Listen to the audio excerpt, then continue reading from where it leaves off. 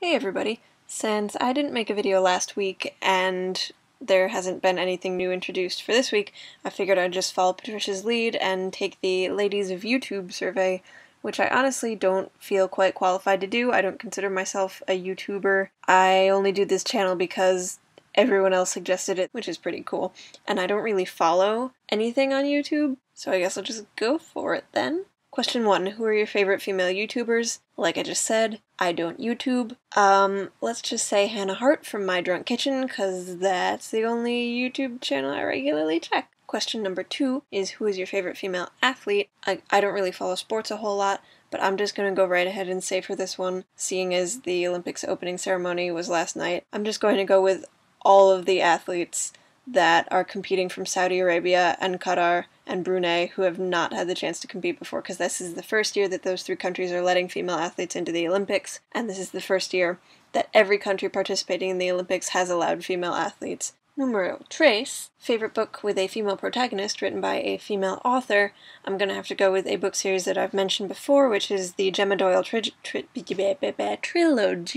by Libba Bray. Next is favorite film with a female protagonist written by a female. I don't pay any attention to who writes movies, so for this one I'm just gonna hazard a guess. I think the film adaptation of Marjane Satrapi's graphic novel Persepolis was also directed by her, and if that's the case, then that's a great movie, written by Marjane Satrapi, directed by Marjane Satrapi, about Marjane Satrapi. Next is favorite female fictional character. Now come on guys, I know you've heard me mention the Bloody Jacks books before, and so it is obvious. Jackie Faber is my one true love. Number 6. Biggest problem facing female creators today and possible solutions. I'm not really this solving things type. A lot of people tend to, well, when I say people, I mean non-females, tend to dismiss things created by females just because they are created by females. Like that recent example with the woman who started the Kickstarter project to talk about representation of women in video games, and she got so much hate mail over it.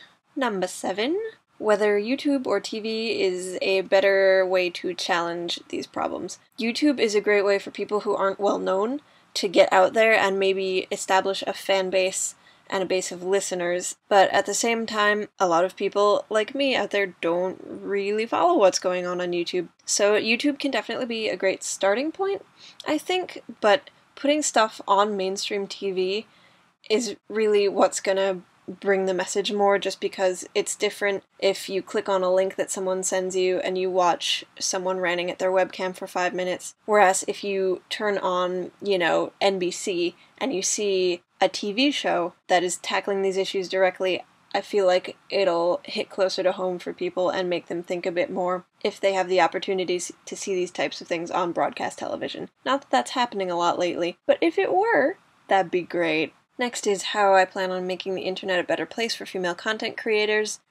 I don't think I really have enough influence to make any significant changes in that area, but I'll just keep on Tumblring and reblogging things that seem important, and hopefully my meager number of followers can perhaps spread that on to their perhaps less meager number of followers, and eventually I can just help spread the info. Number 9 is a story or secret involving women. I'm not telling you guys any secrets, this is the internet. And number 10 is tagging. Pikachu, I tag you. Wait, that's not how you do that. Like I said, YouTube, I don't do it. I will see you all next week. I hope you're not dead. Have a great rest of the summer.